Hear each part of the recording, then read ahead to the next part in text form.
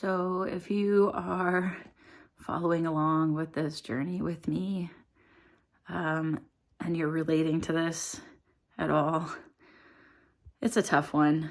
Our society basically tells us how our kids are just so different and they're from a different planet when they're neurospicy. They like to tell us that we're bad parents. I've had people tell my kiddo directly to his face that he was a bad kid. We've gotten a lot of messages that he doesn't fit in, he doesn't belong, he's not from here, and he shouldn't be part of this society. And anybody that knows me knows that I don't tend to quietly accept things like that. You tell a kid that they're a bad kid, they will live up to that. You tell a kid that they're a good kid, they're going to try and live up to that. So having somebody tell my kid to his face that nobody liked him and he has no friends and he's a bad kid, I don't do well with that. And it was one of the things that really pushed me to seek out more information about neurospicy kiddos. I've been watching a lot of videos. I've been reading a lot of articles. I've been, doing seminars. I've been just trying to sponge up as much information as I possibly could. And I've been doing this for years. I knew that he was going to be a little neurospicy kiddo by the time he was 3. This is a kid that went from crawling really fast to trying to walk. And he walked for a second, and before he was like, this is slow, I don't need this. And then he learned how to run. And he took off.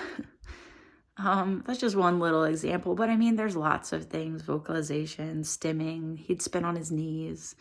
And I was constantly told in not so many words how bad of a parent I was and how my kiddo just wasn't good enough for the rest of the world.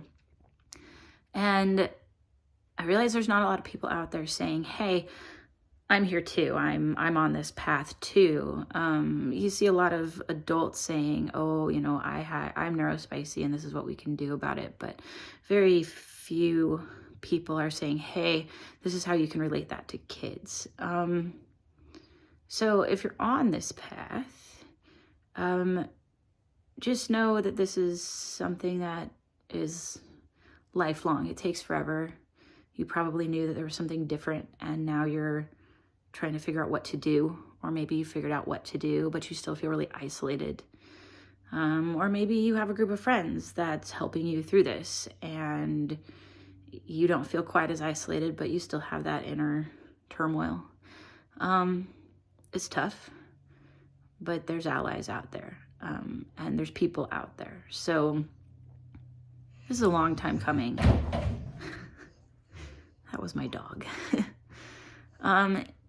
If you know somebody on this path, really all people want is for you to hold their hand, to walk the path with them for a little while, just to be an ally. So even if you're overstimulated by the kid, or you're feeling a little worried about what you're going to say, just being there and saying, hey, I accept it.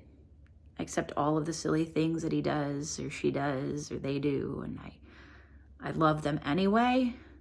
Reminding the person that they're a good parent, or that you see how hard they're trying and you see that their path is tough.